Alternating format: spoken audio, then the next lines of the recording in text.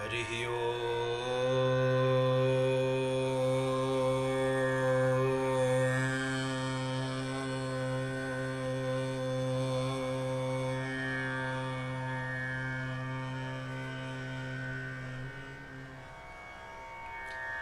स्वस्ति श्री नृसिंहाय नमः।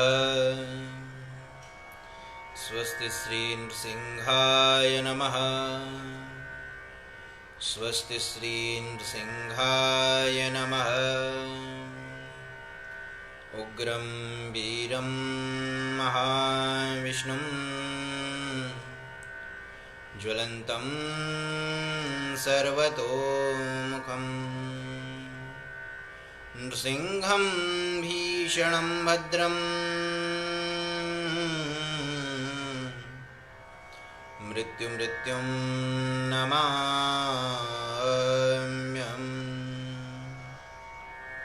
जय जय श्री राधारमण,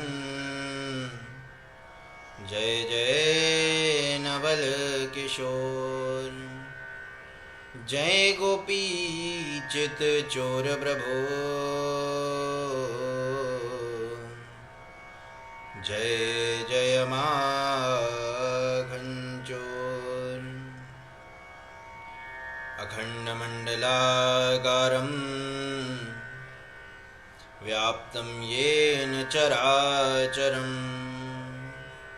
तत्पदं दर्शितं येन तस्मै श्री गुरुवे नमः। श्री नृसिंह भगवान की जय। राजा रामचंद्र भगवान की जय। वृंदावन कृष्ण चंद्र भगवान की जय। नर्मदा मैया की जय। श्री हनुमान जी महाराज की जय। श्रीमद्भागवत महापुराण की जय। जय जय श्री राधे श्याम। परम मंगलमय, परम कल्याणमय, परम कृपामय, परम करुणामय, आदि अनंत, जिनकी कृपा वत्सल छाया में हम आप सभी विराजमान होकर यह भगवत भागवत चर्चा नित्य प्रति कर रहे हैं। आज उस भगवत भागवत चर्चा का 22वां दिवस आज प्रारंभ हो रहा है। बंधुओं, आप सभी का इस 22वें दिवस में भगवत भागवत चर्चा में और इस 22वें दिवस के साथ सभी का मैं हृदय से स्वागत करता हूँ। सभी को जय जय श्री राधे, जय श्री कृष्ण। श्रीमद् भागवत भगवान की कृपा आप सभी पर बनी रहे। बंधुओं, हम लोगों ने विगत कई दिनों से भगवान की इस परम दिव्यमयी कथा का श्रवण कर रहे हैं और हम बड़े भाग्यशाली हैं, बड़े पुण्यशाली हैं और जानते और मानते यही हैं कि हम लोगों का जो जन्म हुआ यह जन्म भारतवर्ष में हुआ और इस भारतवर्ष की पवित्र भूमि, भारतवर्ष की पवित्र यह तीर्थ है, स्वयं भारतवर्ष तीर्थ है। पूज्य गुरुदेव कहते हैं कि अन्य जो देश होते हैं, अन्य जो देश हैं, वे सभी भोग भूमि हैं, लेकिन भारतवर्ष तो सिर्फ योग भूमि है। ये भक्ति की भूमि है, ये कर्म की भूमि है। अन्य देशों में आपको भक्ति प्राप्त नहीं हो सकती, अन्य देशों में आपको ज्ञान प्राप्त नहीं हो सकता, अन्य देशों में आपको कर्म की शिक्षा नहीं प्राप्त हो सकती। आप बाहर अन्यत्र देशों में आप सिर्फ और सिर्फ भोग कर सकते हैं, किंतु अगर आपको जीवन में योग करना है, जीवन में भक्ति करना है, जीवन में पुरुषार्थ करना है, कर्म करना है, भगवान की प्राप्ति करना है, तब आपको इस पवित्र भारत भूमि में जन्म लेना पड़ेगा। और यही लेने का कारण यही है। और भैया, यह पवित्र भारतवर्ष की भूमि, इस पवित्र भारतवर्ष की भूमि में देवता भी तरसते हैं। अब देवता क्यों तरसते हैं? वैसे तो हम लोग सब जानते हैं कि देवता कैसे तरसेंगे। अब आप लोग स्वयं सोचें कि मनुष्य में और देवताओं में श्रेष्ठ कौन होता है। स्वाभाविक बात है कि देवता ही श्रेष्ठ होते हैं। तो फिर देवता क्यों तरसते हैं? भैया, देवता इसलिए तरसते हैं, देवता इसलिए ही तरसते हैं क्योंकि इस पवित्र भारत भूमि में एकमात्र सत्संग प्राप्त होता है। स्वर्ग में सत्संग के अतिरिक्त सब कुछ प्राप्त हो जाएगा, स्वर्ग में सत्संग नहीं प्राप्त होगा। स्वर्ग में आपको भोग प्राप्त हो सकता है, स्वर्ग में आपको मदिरा प्राप्त हो सकती है, सुरापान कर सकते हैं, अप्सराएं नृत्य करती हुई दिख सकती हैं, और जितने चमत्कार ये सब आपको स्वर्ग में दिख सकता है, आप भोग सकते हैं। लेकिन क्षीणे पुण्य मृत्युलोकम विशंति, जब आपका पुण्य क्षीण होगा तो आपको मृत्युलोक आना पड़ेगा। तो अभिप्राय मेरा यही है कि ये जो देवता हैं वे भारत वर्ष की भूमि में आने के लिए ही तरसते हैं, क्योंकि यहाँ पर सत्संग रूपी गंगा में जो हम आप सभी स्नान करते हैं, वे वहीं स्वर्ग से बैठे बैठे ये हमारे परम सुख को ही देखते रहते हैं। और ये परम पवित्र भारतवर्ष का जो नाम है, इसका नाम भारतवर्ष इसलिए पड़ा कि हम जिन श्री जड़ भरत की कथा श्रवण कर रहे थे, उनका पूर्व जन्म जो ऋषभ देव के पुत्र के रूप में हुआ, जो कि अजनाभ वर्ष के नाम से जाना जाता था, किंतु जब भरत जी उस देश के राजा बने, तब से इस देश का नाम भारतवर्ष पड़ा।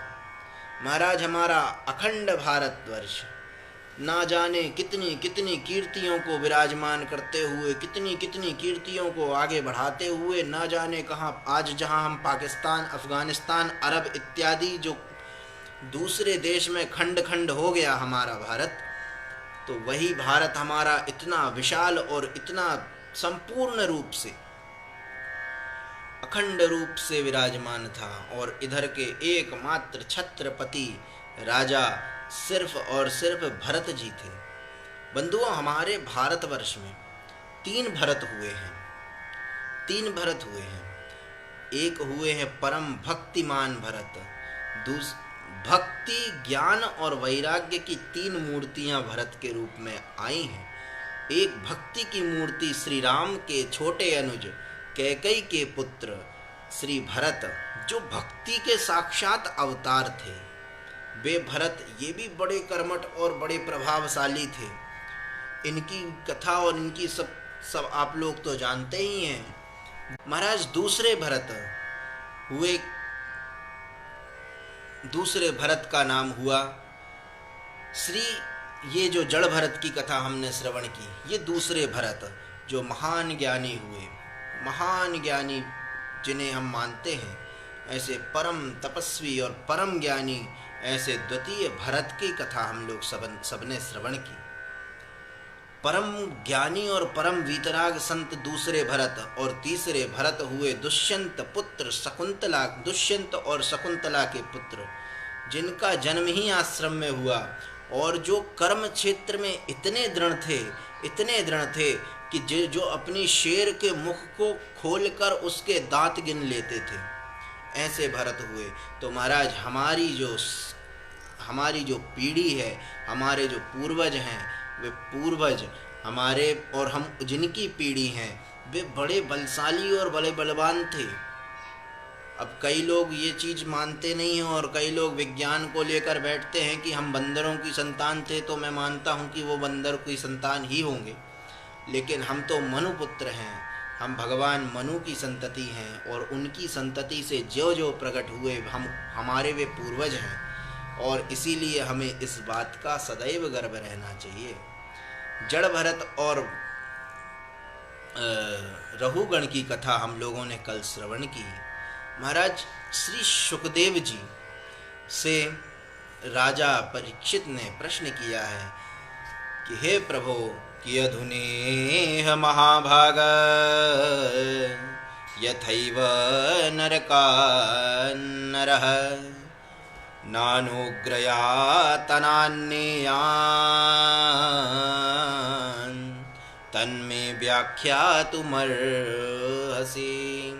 हे प्रभु, अगर आप मुझे कुछ बताना ही चाहते हैं, ये हम लोगों का जो प्रश्न प्रारंभ हुआ, यह श्रीमद् भागवत का 6ठ स्कंद अर्थात 6वां स्कंद प्रारंभ हो गया है।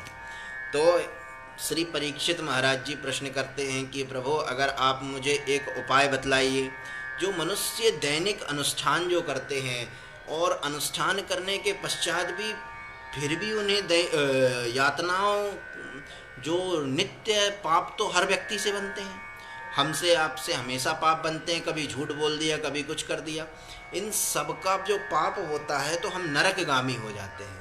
और जब नरकगामी हो जाते हैं तो नरक में जाने की जो यातना होती है वो बड़ी कठिन होती है।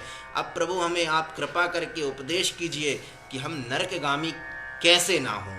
तब श्री सुखदेव जी महाराज कहते हैं कि हे परीक्षित, तुमने बड़ा सुंदर प्रश्न किया है, इसीलिए तुम्हें बड़ा सुंदर उत्तर दे रहा हूँ कि तस्मात् पुरैवास्विन पाप निष्कृतौ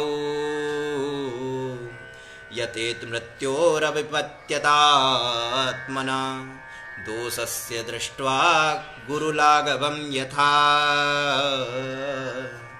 विषक्चिकत्सेत रुजाम निदानवित्। अर्थात कि भैया परीक्षित, अगर किसी व्यक्ति से गलती से भी पाप हो जाता है ना, एक बार अगर पाप हो जाता है तो ऐसा नहीं कि उसको यमदूत पकड़कर खींच कर ले जाते हैं और ले जाके उसे नरक में डाल देते हैं, ऐसा नहीं है। तो फिर कैसा है महाराज जी? बोले, अगर गलती से पाप बन जाए ना तो एक काम करना कि तुम उस पाप का प्रायश्चित्त कर लेना। उस पाप का जब तुम प्रायश्चित्त करोगे, हाँ, ऐसा नहीं कि हम बार बार पाप कर रहे हैं और बार बार उसका प्रायश्चित्त करें, ऐसा नहीं। आप बार बार पाप ना करें, एक बार पाप करने के बाद क्षमा मांग लेना, प्रायश्चित्त कर लेना, तो यकीन मानो कि तुम नरकगामी नहीं होगे। तो राजा परीक्षित ने कहा कि महाराज, आपने मुझे बताया तो प्रायश्चित्त का गुण, तो कुछ अगर उदाहरण हो तो मुझे उदाहरण से समझा सकें तो उदाहरण से समझाएं। तो श्री सुखदेव जी महाराज कहते हैं कि एवं नियम कृदाजन सनई क्षेमाय कल्पते। जो व्यक्ति अगर जीवन में नियम से रहता है, जो व्यक्ति जीवन में नियम को धारण करता है, देखो भैया, आज का समय नियम से चलने का है। अगर हम संयम से रहेंगे, संयम हमारे जीवन में रहेगा, तो स्मरण रखना, याद रखना कि संयम व्यक्ति के जीवन को बदल देता है। आज के समय में व्यक्ति संयम में नहीं है, नियम में। जो व्यक्ति नियम में रहता है ना, तो वो कभी परेशान नहीं हो सकता, उसे परेशान होने की आवश्यकता ही नहीं है। जो व्यक्ति संयम में रहेगा, नियम में रहेगा, प्रातः ब्रह्म बेला में मैं आप लोगों से एक प्रैक्टिकल की बात करता हूँ। आप एक काम करें, कुछ दिन के लिए, 1 महीने के लिए नियम बनाएं। हम ब्रह्म मुहूर्त में उठेंगे, सुबह ब्रह्म मुहूर्त में उठेंगे, थोड़ा टहलेंगे, घूमेंगे फिरेंगे, शरीर को स्वस्थ बनाएंगे। तदुपरांत स्नान करने के पश्चात हम कोई एक नियम ले लें। मैं आपको कुछ पकड़ा नहीं रहा हूँ कि आपको यही भगवान की पूजा करना है या ये कर, आप कोई एक नियम बना लेना, अच्छा नियम, जिससे आप के मन को संतोष हो कि मैंने कुछ अच्छा कार्य किया। ऐसा नियम नित्य बनाना। तो याद रखना बंधु, 1 महीने अगर आपने ये नियम का पालन किया, ब्रह्म मुहूर्त से लेके सायंकाल तक 1 महीने तक अगर आपने अच्छे कर्मों से अपने नियम को चलाया ना, तो 1 महीने बाद उसका रिजल्ट आप स्वयं मुझे बताएंगे। तो श्री सुखदेव जी कह रहे हैं एवं नियम कृदाजन। भैया एक बात और आप लोगों से कह दूं, कई लोग आते हैं कि परेशान, अरे महाराज जी बड़ी गंदी कंडीशन है, मेरा ऐसा परेशान हूँ, मैं वैसा परेशान हूँ, ये हो रहा है, शरीर ये हो रहा है, मेरा पैसा डूब रहा है, मेरी कंपनी चली गई, ये हो गया। आप अगर जीवन में नियम को केंद्रित रख के, अपने नियम को केंद्रित रख के करेंगे तो स्मरण रखना भैया कि आपके जीवन में वो चीज़ कभी भी आपको परेशानी, दिक्कत ये होगी ही नहीं। अच्छा, इसके पश्चात अब नियम कैसे हों कि तपसा ब्रह्मचार्येण समेन च दमेन च त्यागेन सत्य शौचाभ्याम यमेन नियमेन च। जो पुरुष नियमों का पालन करता है और धीरे धीरे उसकी वासनाओं का क्षीण हो जाता है, धीरे धीरे उसकी वासनाएं क्षीण अपने आप होने लगती हैं। और कहते हैं कि केचित केवलया भक्त्या, जो जो भगवान के भक्तजन है ना, वो भगवान की भक्ति करते करते करते उसके सारे पाप वैसे ही जल जाते हैं जैसे कि लकड़ी में अगर अग्नि रख दी जाए तो लकड़ी जैसे जल जाती है, वैसे ही भगवान के भक्तों की, भगवान की भक्ति उसके अंदर के समस्त पापों को जलाकर राख कर देती है। मैं तुम्हें एक बहुत अच्छी कथा सुनाता हूँ परीक्षित। तो श्री सुखदेव जी बहुत सुंदर कथा सुना रहे हैं, आप लोग भी प्रेम से ध्यान पूर्वक उस कथा का श्रवण करिए। कि कान्यकुब्जे द्विजः कश्चित् दासी पतिरजामिलः नाम्ना नष्ट सदाचारो दास्या संसर्ग दूषितः। एक कान्यकुब्ज नगर में, कान्यकुब्ज नगर अर्थात कन्नौज, कन्नौज नगर में महाराज, कन्नौज नगर में एक ब्राह्मण रहता था जिसका नाम अजामिल था। अजामिल नाम का जो ब्राह्मण था वह घर परिवार से बड़ा अच्छा था, हर चीज़ से बढ़िया था, किंतु एक बार पिता की आज्ञा से वह जंगल गया और जंगल में जब उसने यह देखा, जंगल में देखा कि एक व्यक्ति एक वैश्या के साथ संसर्ग में लगा हुआ है, भोग को भोग रहा है, वह उस चीज को देखकर मन में उसके कामना जागी और कामना से ओतप्रोत वह व्यक्ति उस वैश्या के चक्कर में फंसकर और वहीं उसी वैश्या के साथ रहने लगा। वह अजामिल नाम का ब्राह्मण महाराज जो कि शादीशुदा था, अपनी पतिव्रता पत्नी को छोड़कर, इन सब को त्याग कर महाराज, अपने सब कुछ त्याग कर अपने पिता का संपूर्ण धन उस वैश्या के ऊपर लुटा दिया और उसी के साथ रहने लगा। कुछ समय रहने के पश्चात धीरे धीरे उसके 9 पुत्र हुए और जब 10वां होने वाला था तो एक बार भगवान की बड़ी अनुकंपा हुई। अब वो जो अजामिल था बड़ा दुष्ट हो गया। अब दुष्ट वो ऐसे हुआ कि वो डाकू का कार्य करने लगा, लोगों का धन हरण करने लगा, लोगों से उनका सामान छीनने लगा। एक बार भगवान की भगवत कृपा अनुसार उसके पास कुछ संत आए, संत साधु महात्माओं की टोली आई। उस समय अजामिल घर पर नहीं था। वैश्या को घर में देखकर साधुओं ने भिक्षा मांगी है और जब भिक्षा मांगी तो संतों को देखकर उस वैश्या ने कहा कि ठीक है, बाबा आए हैं तो चलो इनको कुछ दे ही दिया जाए। और जब भिक्षा में कुछ दिया, भोजन कराया, तो महाराज घर के बाहर बैठकर उन्होंने अपना भोजन जो सीधा सामान दिया उसका भोजन पकाया। अब लेकिन इस घर का मैंने भोजन किया है, जिस घर का संत भोजन करते हैं, महापुरुष भोजन करते हैं, तो उसके ऊपर कुछ ना कुछ उस पर कृपा करते हैं, उस घर पर आशीर्वाद देते हैं। और यही कार्य श्री संतों ने, सभी संतों ने कहा, देवी तुम गर्भवती हो, अब तुम्हें मैं आशीर्वाद तो यही दूंगा कि तुम अगर कुछ देना ही चाहता हूँ तो एक चीज़ ले लो कि इस जो पुत्र है, इस पुत्र का नाम तुम नारायण रखना। अच्छा महाराज, जो आज्ञा। इतना कहकर संत चले गए। संत गए हैं और इसके पश्चात, कुछ समय पश्चात, जब वह पुत्र को जन्म देती है, उसका नाम नारायण रखा। अजामिल अपने सबसे छोटे पुत्र को बड़ा स्नेह करता था, बड़ा प्रेम करता था। ये कथा बहुत बहुत ध्यान से श्रवण करिएगा आप लोग। अजामिल अपने पुत्र का बड़ा स्नेह और बड़ा प्रेम करने वाला था और अजामिल ने और अपने परिवार के भरण पोषण में दिन रात लगाते लगाते ना जाने कितने 28 वर्ष व्यतीत कर दिए। अब मृत्यु सर पर आकर खड़ी हो गई और एक दिन की बात है, यमदूत आए हैं और अजामिल को ले जाने, अजामिल के सूक्ष्म शरीर को जब निकालने लगे तो पास में, वहीं पर पास में कि तस्यः प्रवयसः पुत्रा दश तेषां तु यो वमः। भैया जैसे ही अजामिल के शरीर से वो उसका जीव निकालने ही वाले थे, और जैसे ही जीव निकालने वाले थे तो इतने में उसने पास में खड़े हुए, जब हमारी मृत्यु होती है ना, तो जो हमारे सबसे करीब होता है, जिसे हम सबसे ज़्यादा प्रेम करते हैं, जिसे भी सबसे ज़्यादा प्रेम करते हैं, अब हम कभी चोट वोट लग जाती है, जैसे गिरने ही वाले हैं, तो अरे मम्मी, अरे पापा, तो एकदम से नाम आता है। तो इसी प्रकार अजामिल का नाम एकदम से जब परेशान हुआ तो जोर से चिल्लाया, पुत्र नारायण नारायण नारायण। जैसे ही पुत्र नारायण का नाम चिल्लाया तो याद रखना, भगवान के पार्षद जिन्होंने सोचा कि यार ये इतना पापी होने के बाद भी भगवान का नाम नारायण, तो इसके पुत्र का नाम था वो तो ठीक है, लेकिन नारायण अनंत अनंत समय से हमारे प्रभु का नाम है। पार्षद वहाँ से भागकर अजामिल के पास आए, और जैसे ही यमदूतों ने को देखा तो यमदूतों के पास खड़े हो गए और बोले इसे छोड़ दो। तो क्या करें? बोले आप हैं कौन?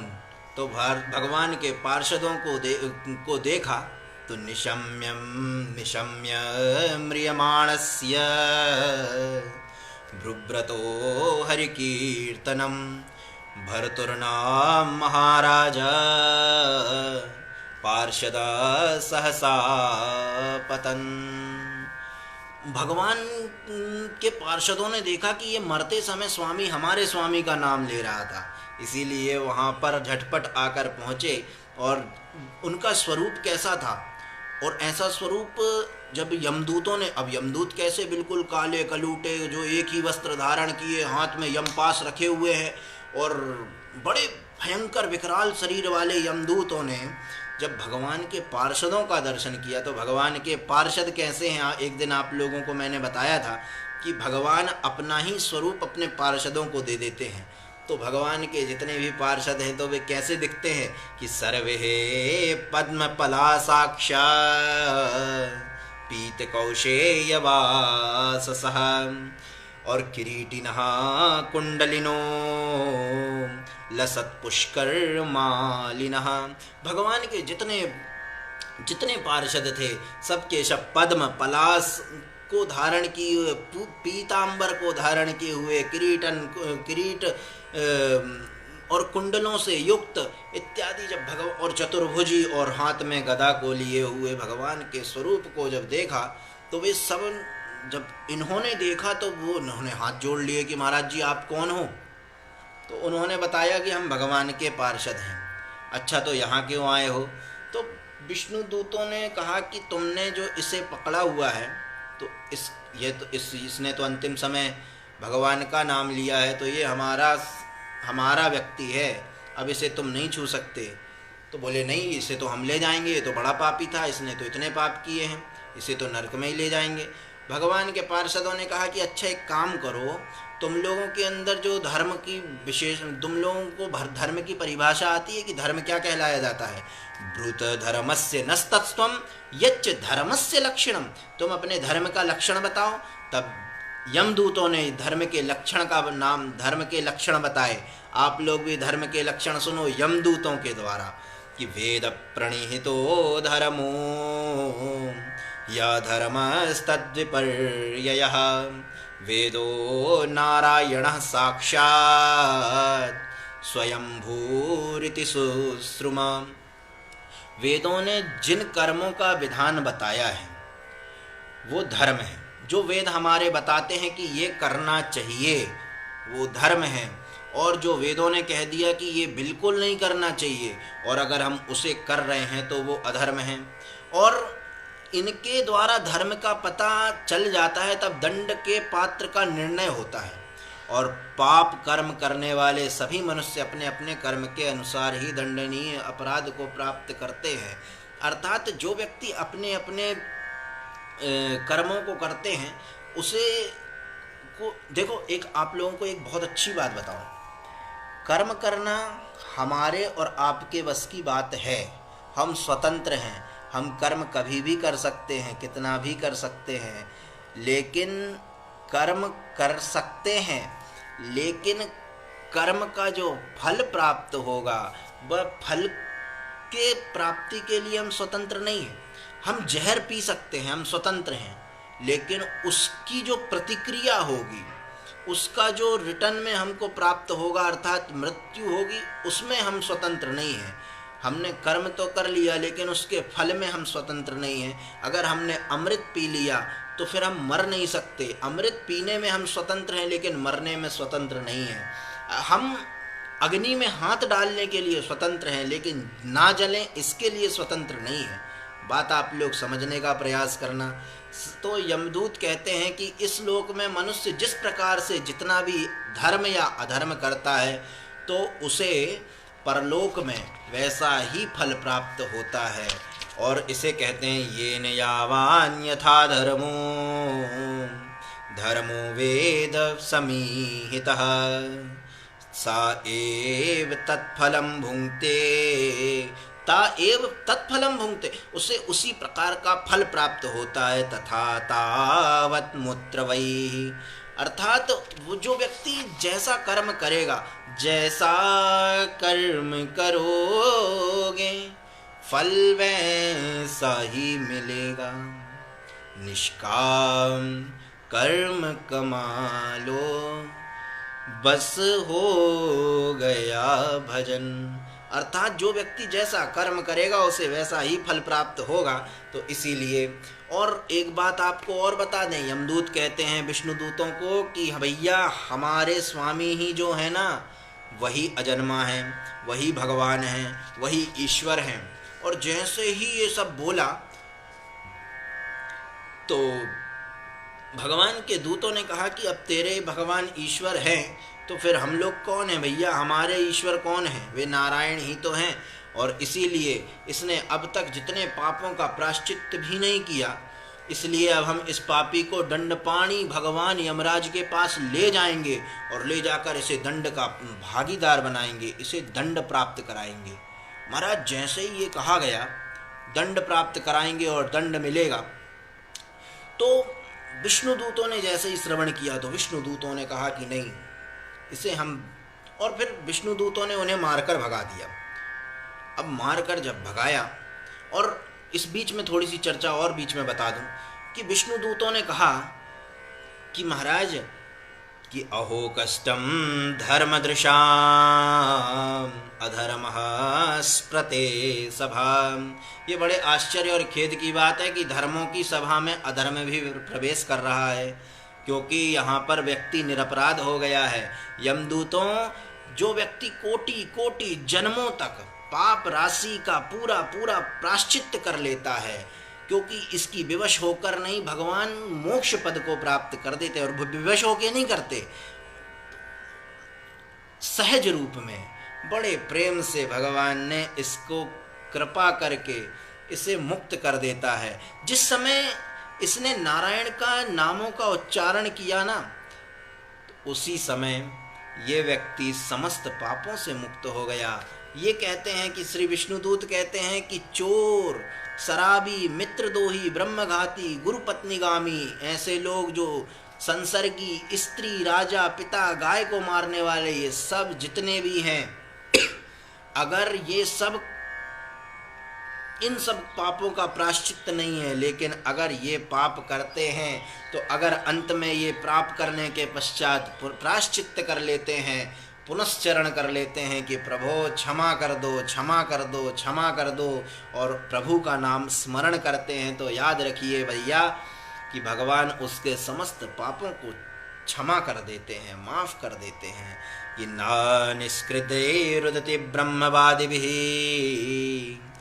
तथा विशुद्ध्यात्यग्रतवान व्रतादिभिः, अर्थात बड़े बड़े ब्रह्मवादी ऋषियों को पापों बहुत प्रायश्चित करने पर सब, जब जैसे जड़ की शुद्धि नहीं होती वैसे ही भगवान के नाम से व्यक्ति की शुद्धि हो जाती, जड़ चीज की शुद्धि नहीं होती।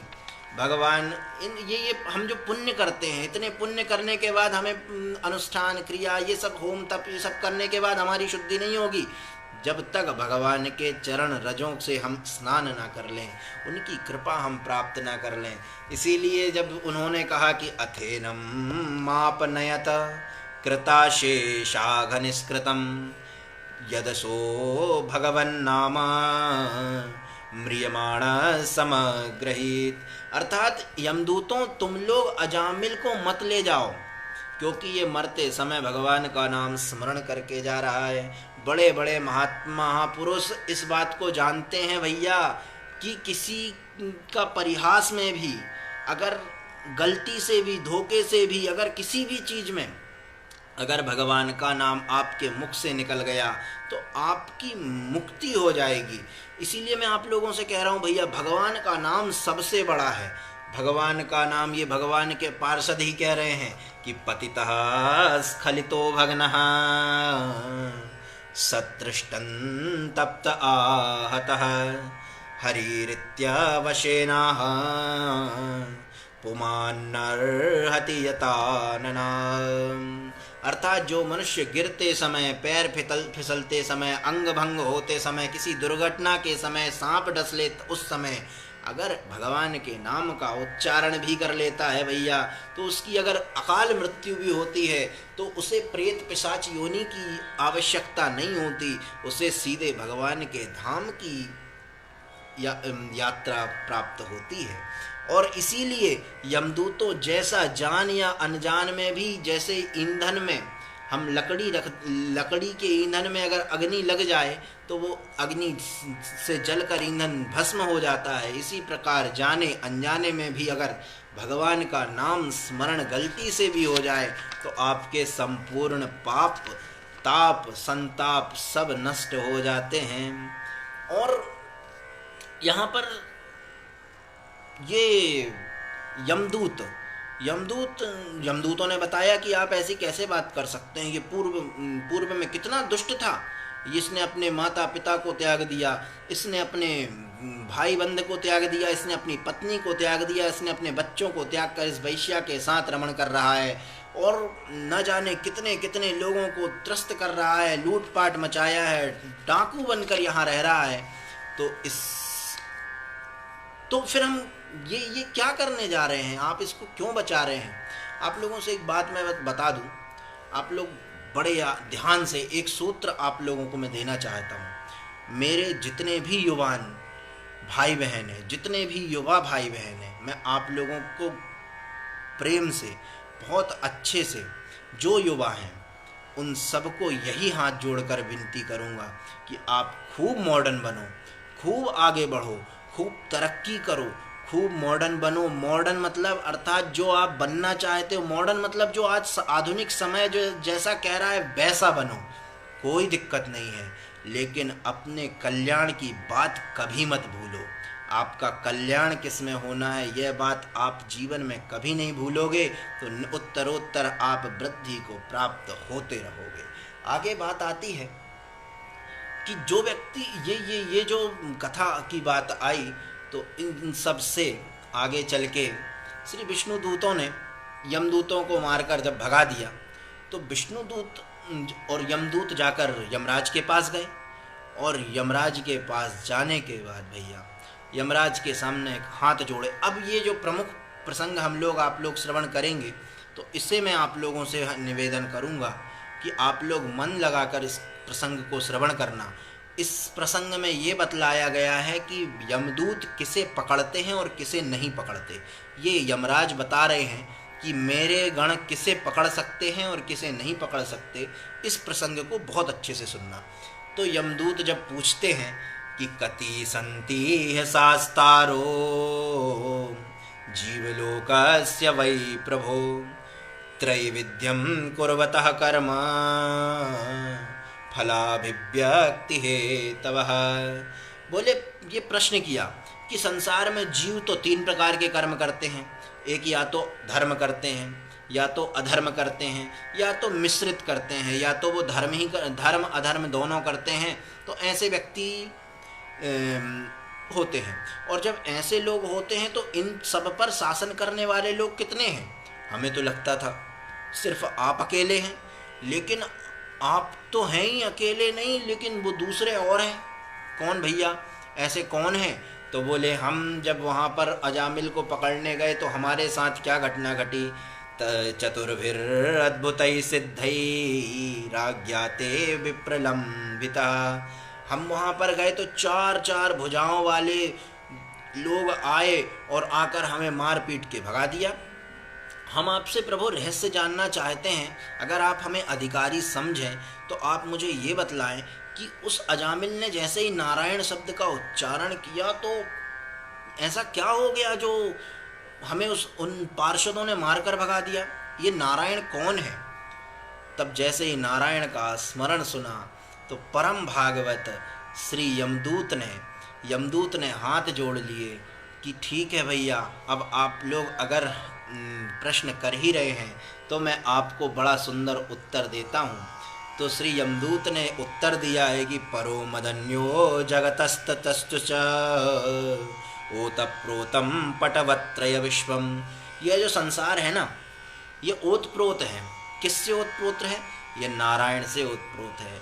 जिस प्रकार कपड़े होते हैं, ये कपड़े हैं ना, तो एक दूसरे से ओतप्रोत धागे में ओतप्रोत होते हैं तब एक वस्त्र बनता है, ऐसा ही बनता है ना। तो जैसे एक दूसरे से ओतप्रोत होकर ये वस्त्र बनता है, वैसे ही संसार धागा एक दूसरे से ओतप्रोत है तब वस्त्र बनता है। तभी इस नारायण एक दूसरे से संसार से ओतप्रोत हैं तब यह विश्व जगत बनता है। हम में, आप में, सब में, यह संसार में, संपूर्ण धरती में यह परमात्मा विराजमान है, नारायण विराजमान है। और यह सब कुछ जानने वाले विष्णु भगवान के सुरपूजित परम अलौकिक पार्षदों का जो तुमने दर्शन किया है ना, ये बड़ा दुर्लभ है। ऐसा दुर्लभ दर्शन तुमने जो किया है, ये तुमने बड़ा पुण्य का काम किया। शायद तुम्हारे कहीं ना कहीं बड़े पुण्य होंगे भैया। और भगवान के जो धर्म की मर्यादा जो होती है ना, उसका उल्लंघन तो वैसे कोई कर नहीं सकता, लेकिन उस मर्यादा को जो जानते हैं वो कुछ लोग हैं। वो कुछ लोग कौन हैं? धर्म की मर्यादा को, भगवान के परम शुद्ध रूप को जो जानने वाला है वो कौन है? वो उनका नाम श्री यमराज बता रहे हैं। आप लोग ध्यान से सुनना। ये 12 लोग ही हैं जो परम भागवत माने जाते हैं। परम भागवत अर्थात परम भक्त माने जाते हैं। इन 12 लोगों के नाम श्रवण, आप लोग इनके नाम श्रवण करने से ही हमारे पाप मुक्त हो जाते हैं। इसीलिए आप लोग ध्यान से सुनना इन 12 लोगों के नाम कि स्वयंभूर्नारदः शंभो कुमारः कपिलो मनुः प्रह्लादो जनको भीष्मो बलिर्वैयासकिर्वयम्। अर्थात सबसे पहले स्वयंभू। स्वयंभू का मतलब क्या? मनु। नारदः, नारद जी। शंभु मतलब शंकर जी। कुमारः अर्थात चार कुमार, सनत, सनंदन, सनातन और सनत कुमार। कपिलो, कपिल भगवान। मनु, प्रह्लाद, स्वयंभू, क्षमा करना, स्वयंभू अर्थात ब्रह्मा जी। और प्रह्लादो, प्रह्लाद। जनको, जनक। भीष्मो, भीष्म पितामह, जिनकी कथा हम लोगों ने भीष्म स्तुति श्रवण की थी। और भीष्म पितामह अर्थात जो बाणों की सैया में थे, भगवान के परम धर्म को जानने वाले भीष्म। बलि वैयासकिर्वयम् अर्थात श्री सुखदेव जी। और सबसे अंत में मैं अर्थात यमराज। ये 12 लोग हैं जो परम भागवत हैं, जिनके नाम, जिनका भगवान से सुहृद हैं, भगवान के प्रिय माने जाते हैं। इन सब का अगर कोई एक दिन में एक बार भी नाम स्मरण करता है तो वो सारे पापों से मुक्त हो जाता है। बोलिए वृंदावन बिहारी लाल की जय।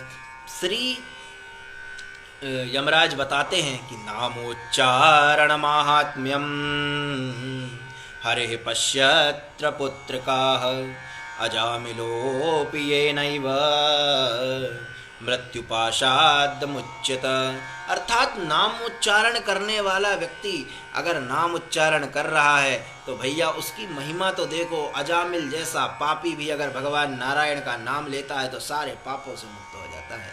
कि देते देव सिद्ध पति गीत पवित्र गाथा ये साधव समदृशो भगवत प्रपन्न तान्नोपसीद हरगदार्य विभुक्त गुप्तान नैषां वयं न च वयः प्रभवाम दंडे।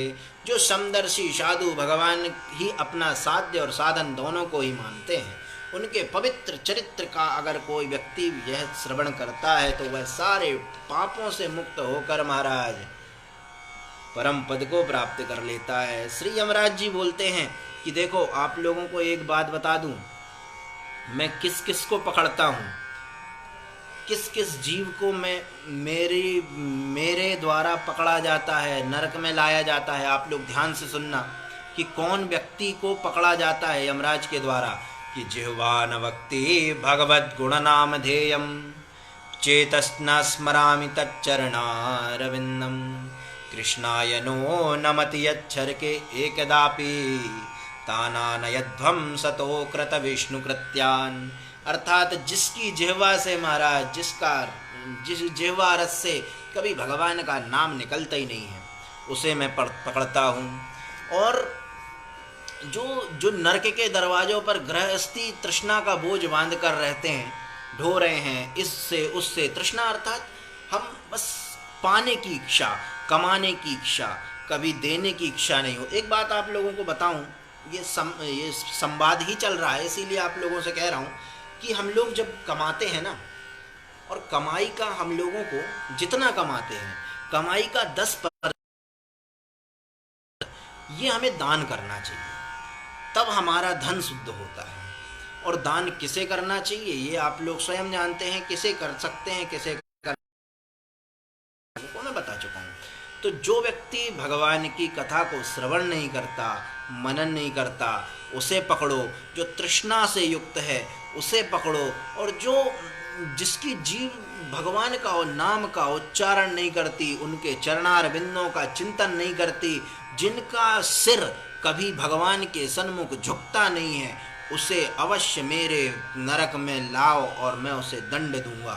ऐसा बार बार दूतों को भगवान श्री नारायण की विशेष रूप से जब बताया और कहा कि हे प्रिय यमदूतों, यमराजों, मैं तुम लोगों को बस यही कहूँगा कि जिसके कंठ पर, जिसके हृदय में भगवान का निवास हो, भगवान की कथा हो, भगवान उसके इष्ट नारायण हो, तो उनको कभी मत पकड़ना। इसीलिए आप लोगों से कहता हूँ कि अपने कंठ पे तुलसी अवश्य धारण करिए।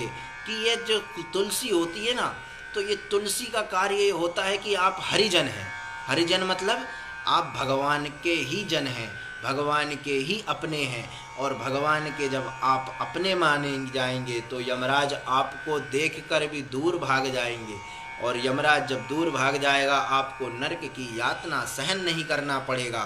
इसीलिए भैया कि यत्कंठे तुलसी नास्ति, एक वीडियो मेरा चला था बहुत दिन पहले, तुलसी की कथा में बहुत श्रवण किया, सबने ही सुना है। तो उसमें कहा था कि यत्कंठे तुलसी नास्ति ते नरः मूढ़मानसः सुनो विष्टाम समम चान्यम जलम च मदिरा समम। ये जो जिसके कंठ में तुलसी नहीं होती ना, तो वो व्यक्ति यत् कंठे तुलसी नास्ति ते नरः मूढ़मानसः, वह बड़ा मूर्ख है। और उसके हाथ का तो जल जो होता है महाराज शराब के जैसा होता है, और उसके हाथ का भोजन तो स्वान विष्ठा के समान होता है। आप लोग सब समझते हैं। ये सभी बातों को जब सुनाया कि भैया मैं उनको पकड़ता हूँ जो भगवान के भक्त नहीं होते, मैं उनको पकड़ता हूँ जिनका सर भगवान के चरणों में नहीं झुकता, मैं उनको पकड़ता हूँ जिनकी जिह्वा से भगवान का नाम नहीं निकलता, मैं उनको पकड़ता हूँ जिनके हृदय में भक्ति का निवास नहीं होता। इसीलिए भैया आप बार बार नित्य प्रति, अरे गलती से जब जिस व्यक्ति ने सिर्फ और सिर्फ गलती से, कोई जानबूझ के भगवान का नाम नहीं लिया, सिर्फ गलती से ही नाम ले लिया, तो उसका कल्याण कर दिया भगवान ने। और यहाँ पर तो हम लोग जानकर उनकी भक्ति करके जब भगवान का स्मरण करेंगे, चिंतन करेंगे, भजन करेंगे, तो ये पक्की बात है कि भगवान हमारा आपका कल्याण करेंगे।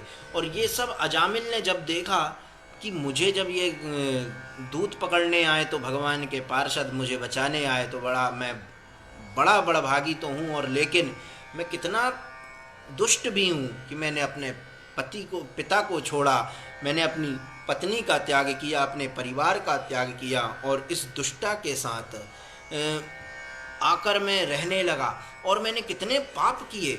इसीलिए बहुत बहुत बहुत पश्चाताप करने के पश्चात महाराज हरिद्वार गया, और हरिद्वार में हरि का चिंतन करते करते हरि के श्री चरणों में विलीन हो गया। बोलिए वृंदावन बिहारी लाल की जय, श्री गोवर्धन भगवान की जय, नर्मदा मैया की जय। आइए, आप लोगों ने नित्य भगवान की इस परम पवित्र कथा को श्रवण कर रहे हैं, और कल हम लोग प्रयास करेंगे कि कथा में अब जो भी अगर श्रवण कराया हूँ, अब मुझे पता नहीं है, लेकिन ये है कि अब प्रयास मेरा ये रहेगा कि प्रयास की कथा के आज 22वां दिन है, तो इस 22वें दिन से, और मुझे लगता है कि अब समय जो धीरे धीरे नज़दीक आ रहा है, हम लोग तो कथा बीच में आप शायद ना सुन पाओ, इसीलिए जब तक लॉकडाउन चल रहा है मैं प्रयास करूंगा कि ये श्रीमद् भागवत, अभी हम लोग बहुत अभी मुझे लगता है 1/4 कथा भी हम लोगों ने श्रवण नहीं की। प्रयास कर रहा हूँ कि जितना होगा प्रसंग आप लोगों के सामने, जितना गूढ़ प्रसंग होगा उसे बड़े प्यार से और बड़े स्नेह पूर्वक आप लोगों को श्रवण कराने का प्रयास करूँगा। बहुत अच्छा लग रहा है, आप लोग मेरा सहयोग कर रहे हैं।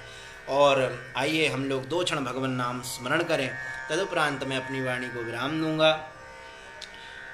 आज अजामिल ही कह रहे हैं, मान लीजिए कि अजामिल ही कह रहे हैं, लागी लगन मत छोड़ना, लागी लगन मत छोड़ना, हरि जी मेरी लागी लगन मत छोड़ना, हरि जी मोरी लागी लगन मत छोड़ना। खेती बुवाई मैंने तेरे नाम की, खेती बुवाई मैंने तेरे नाम की, मेरे भरोसे मत छोड़ना, मेरे भरोसे मत छोड़ना, हरि जी मोरी लागी लगन मत तोड़ना, हरि जी मोरी लागी लगन मत तोड़ना। ये आप लोग भी प्रार्थना करेंगे कि जल है गहरा नाव पुरानी, जल है गहरा नाव पुरानी, बीच भंवर मत छोड़ना, बीच भंवर मत छोड़ना, हरि जी मोरी लागी लगन मत तोड़ना, हरि जी मोरी लागी लगन मत तोड़ना। और हे हरि, तू ही मेरा सेठ है, तू ही साहूकार है, तू ही मेरा सेठ है और तू ही साहूकार है, ब्याज पे ब्याज मत जोड़ना, ब्याज पे ब्याज मत जोड़ना, हरि जी मोरी लागी लगन मत तोड़ना, गुरु जी मोरी लागी लगन मत तोड़ना। दास की विनती सुन लीजो, दास की विनती सुन लीजो, दास की विनती सुन लीजो, दास की विनती सुन लीजो, दास की विनती सुन लीजो, हाथ पकड़ मत छोड़ना, हाथ पकड़ मत छोड़ना, गुरु जी मोरी लागी लगन मत तोड़ना, हरि जी मोरी लागी लगन मत तोड़ना, हरि जी मोरी लागी लगन मत तोड़ना। भगवान दो ही प्रकार से मिल सकते हैं, या तो गुरु चरणों की रज अपने ऊपर धारण कर लो, अथवा हरि चरणों की रज अपने ऊपर धारण कर लो, तो पक्की बात है परमात्मा की कृपा आप सभी पर प्राप्त हो जाएगी। जिसने गुरु चरणों को अपने सर पर धारण कर लिया, जिसने गुरु चरणों को अपने मस्तिष्क पर धारण कर लिया, याद रखना उससे हरि को मिलाने में कोई नहीं रोक सकता। कि गुरु गोविंदो खड़े काके लागू पाए, बलिहारी गुरु आपने गोविंद दियो बताए। बोलिए वृंदावन बिहारी लाल की जय। आप लोगों को बहुत बहुत धन्यवाद। मैं रोज़ आप लोगों से नित्य वार्ता करने का प्रयास करता हूँ, और मैं तो यही कहूँगा कि आप लोग कथा तो सुनते ही हैं, लेकिन जितना हो सके, जितना बन सके, आप लोग सभी लोग जो कथा समझ में ना आ पाए, कथा नहीं समझ पाएँ, तो मुझे अवश्य बताया करें। जो कुछ भी अच्छाई बुराई होगी मैं उसे सुधारने का प्रयास करूँगा।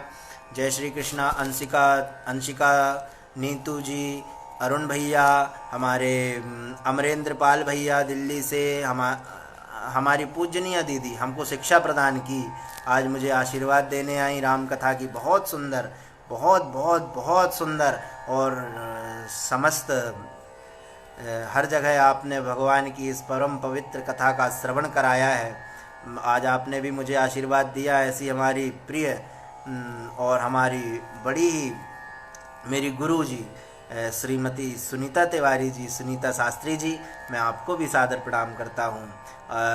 आरती पटेल जी, देवयानी सिंह जी हमारी उज्जैन से, आयुष शर्मा जी, अंकिता पटेल जी, श्वेता राजपूत जी, सुनीता तिवारी जी, ये हमारी मेट्रो हॉस्पिटल के पीछे हमारे बहुत बहुत प्रिय शिष्य आप हैं। और हमारे दमोह से घनश्याम वैद्य जी, रायपुर से यामिनी शर्मा जी, जयराम शर्मा जी, अंशिका तिवारी जी और सक्षम आनंद भैया, हमारे अखंड महायोग से भी आज कथा श्रवण कर रहे हैं। मैं आपको भी बारंबार हृदय से धन्यवाद देता हूँ। हमारे बड़े ही प्रिय और संत शिरोमणि स्वामी त्रिलोकदास जी महाराज, आज आप भी यहाँ पर श्री मोहन धाम के महंत, आप यहाँ पर भगवान की इस परम पवित्र कथा में श्रवण करने आए हैं। आपको भी बहुत बहुत धन्यवाद। सर्वेश भैया जी, आपको भी बहुत बहुत धन्यवाद। नर्मदेहर बलराम ब्रजवासी जी छत्तीसगढ़ से भगवान की परम पवित्र कथा श्रवण कर रहे हैं। हमारे बड़े ही प्रिय जगदीश साहू जी भगवान की परम मंगलमयी कथा का श्रवण कर रहे हैं। पटेल परिवार से बच्चे और बच्चियां सब लोग कथा श्रवण कर रहे हैं। डॉली पटेल, प्रिया पटेल और किन्नर समाज की संत हमारी मनीषा तिवारी जी, ये गुरु बहन हैं, आपको भी हृदय से बारंबार धन्यवाद। सुनीता तिवारी जी, आपको भी बहुत बहुत धन्यवाद। राधे राधे। हमारे धन्वंतरी नगर के बहुत ही सम्माननीय श्री मोहन डहरिया जी, आपको भी बहुत बहुत धन्यवाद। हमारे ब्राह्मण समाज के राजेश शास्त्री जी, हृदय से सादर नर्मदेहर। हमारे गीता धाम से प्रिय हमारे बड़े ही अभिन्न मित्र हमारे सुनील तिवारी जी, आप साधना में रहते हैं फिर भी कथा श्रवण करते हैं, बहुत बहुत धन्यवाद।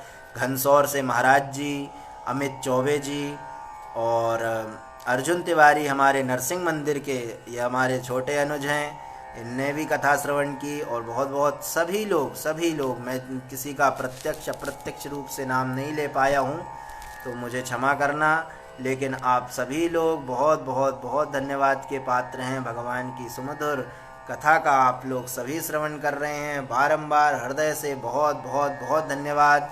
राधे राधे। आप सभी ने शाम को 5 बजे उपस्थित होंगी और आज थोड़ा समय ज़्यादा हो गया, उसके लिए भी मैं क्षमा मांगता हूँ। कल के दिन मैं आऊँगा और कम शब्दों में अपनी ज़्यादा बात रखने का प्रयास करूँगा, ऐसा आप लोगों से निवेदन है। शाम 5 बजे आप लोग पुनः उपस्थित हों। जय श्री कृष्ण, जय श्री राधे। हरे राम राम राम हरे हरे, हरे कृष्णा कृष्ण कृष्ण हरे हरे। ओम शांति। प्रणाम।